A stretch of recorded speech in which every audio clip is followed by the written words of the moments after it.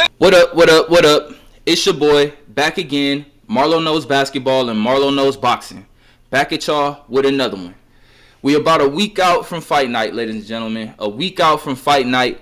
The first or the second marquee fight that we've seen this year. The first one, of course, was Beterbiev versus Caleb Smith. But this fight is something I'm really looking forward to, man. Teofimo Lopez, one of the best fighters in the world, of course, going against Jamaine Ortiz.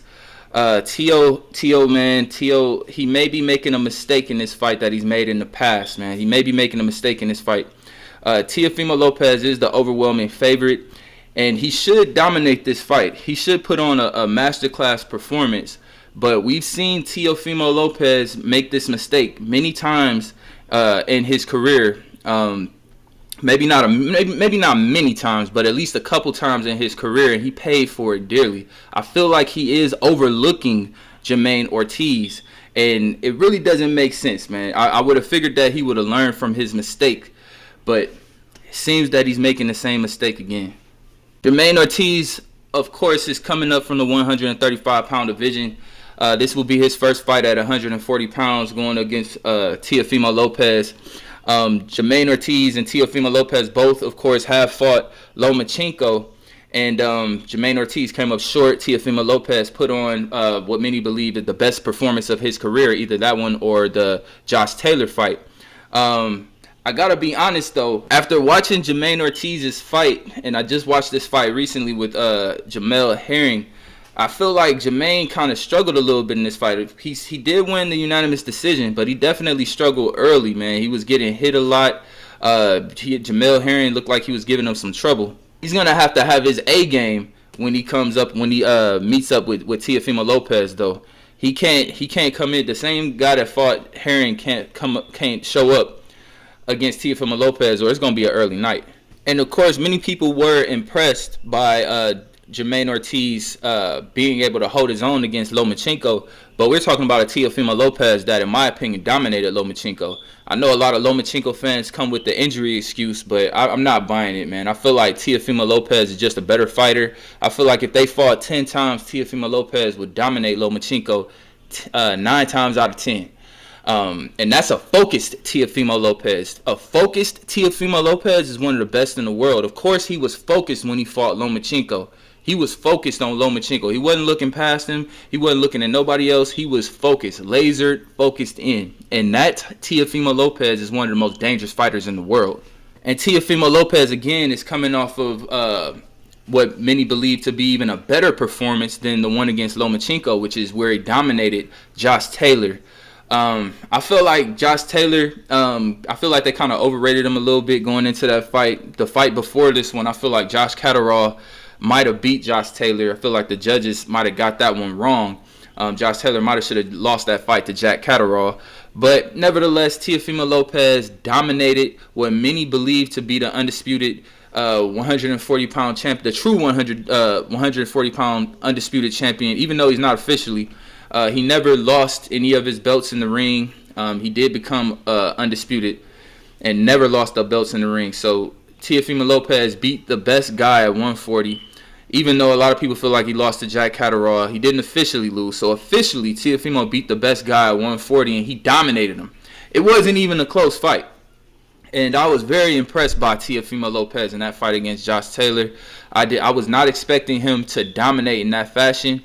I did feel like Teofimo had I felt like it was a 50-50 fight. I felt like the fight could have went either way, but Teofimo Lopez definitely surprised me and he just made Josh Taylor look like he wasn't even on his level. But again, that's a laser focused in Teofimo Lopez. He was laser focused on Josh Taylor. He did not have anybody else on his mind. He wasn't thinking about anyone else. He was focused on Josh Taylor and Josh Taylor only.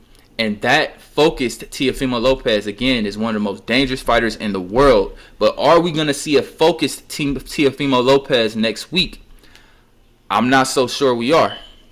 We saw an unfocused Teofimo Lopez when he fought George Kambosos, and he paid for it dearly. He wasn't focused on George Kambosos. He was focused on Devin Haney when he should have been focused on Kambosos, and he made that was a mistake.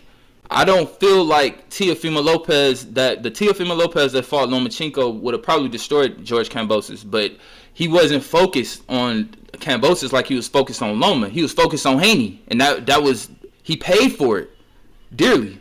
And then Teo made the same mistake again that he made with Kambosos against Sandor Martin. He was focused on Josh Taylor going into this fight instead of being focused on Sandor Martin.